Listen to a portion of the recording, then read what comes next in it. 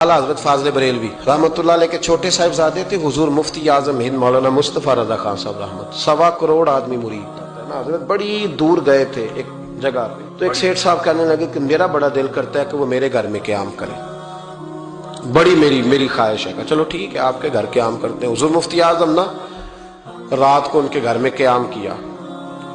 अब मुसाफिर के लिए तो अल्लाह ताला ने नमाज आदि कर दी है। 4 फर्जों वाली नमाज है तो रब करीम ने 2 फर्ज कर दिए। सुन्नत और नफलों में इजाजत दे दी, पढ़े कोई तब भी ठीक है, न पढ़े तब भी ठीक है।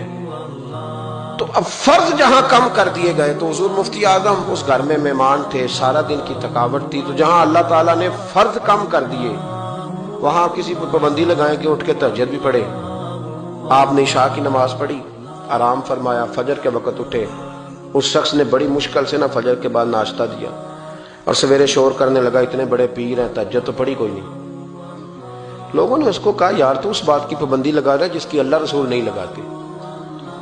तो सफर के अंदर तो फर्द नमाज को अल्लाह ताला ने इजाजत दे दी है, तो तू नफलों की कहने लगा जी नहीं मुझे नहीं समझ आई बात। उन्होंने कहा कि तुम्हें पता है हदीस क्या है कि जिसने, अल्लाह फरमाता है, जिसने मेरे वली से दुश्मनी की मेरा उसके खिलाफ ऐलान जंग है। ये बुखारी मुस्लिम की मुस्तनद तरीन हदीस है। सिर्फ जंग नहीं, ऐलान जंग है। ऐलान 2 ही तो जुर्म है जिन पे अल्लाह ज्यादा नाराज है। एक का सूद ना छोड़ा तुमने तो मैं जंग करूंगा, और एक का मेरे वली से दुश्मनी की तो मैं तुम्हारे खिलाफ ऐलान। इस हदीस की एक हरफ भी कमजोर नहीं, सनद भी कमजोर नहीं, मतन इतनी तगड़ी हदीस। हजरत मुआज इब्ने जबल रदी अल्लाह ताला अन्हु नबी पाक सल्लल्लाहु अलैहि वसल्लम के रोजे पर बैठ के रो रहे थे। ये अबू दाऊद शरीफ की हदीस। हजरत उमर आगे का रोते क्यों हो? फरमाने लगे मुझे 2 हदीसों ने परेशान कर दिया। एक तो नबी पाक ने फरमाया छोटी सी रियाकारी भी शिरक है, अगरचे शिरक असगर है पर इंसान से गलती हो ही जाती है। और दूसरा हुजूर ने कहा है कि जिसने वली से दुश्मनी की मेरा ऐलान जंग है। तो उमर मुझे कैसे पता चलेगा कि कौन वली है? हजरत उमर ने कहा बेहतर यह है कि तू सबकी इज्जत किया कर, सबका इकराम कर। लेकिन यहां तो लोग माफ ही नहीं कर रहे।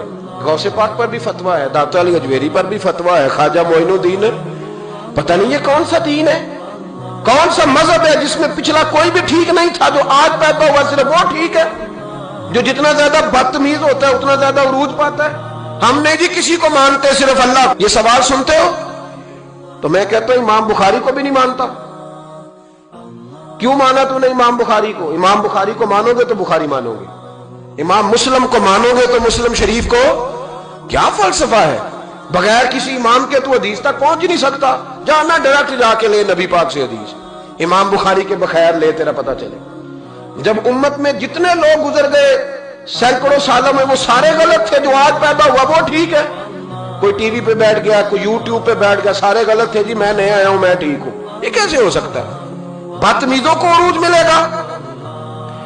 तो नबी करीम अलैहिस्सलाम ने फरमाया अल्लाह का ऐलान जंग है, ये बुखारी मुस्लिम है, याद रखना। कभी जहन में भी किसी अल्लाह के नेक बंदे के बारे में बुरा ख्याल ना पैदा करना। ऐलान जंग है रब करीम का। तो कहने लगा जी तहज्जुद नहीं पड़ी। लोगों ने बड़ा समझाया कि यार कोई बात तूने गैर शरी देखी है तो वो कर, लेकिन तू जहां बैठता है गीबत करता है, जहां बैठता है कोई गैर शरी बात देखी है तो बयान कर। हम कहने लगा जी नहीं। इतना चूंकि बड़ा सेठ था, जब उसे इतनी ज्यादा बात की तो हुजूर मुफ्ती आजम हिंद को तकलीफ हुई। आप रो पड़े, फरमाने लगे उसे ऐसा नहीं करना चाहिए था। मेरी कोई गलत बात देखता तो तबसरा करता। आपकी आंखों में आंसू क्या आए? उसके घर में तो आग लग गई। कहता है सिर्फ वजूद के कपड़े बचे, बाकी हर शय जल गई।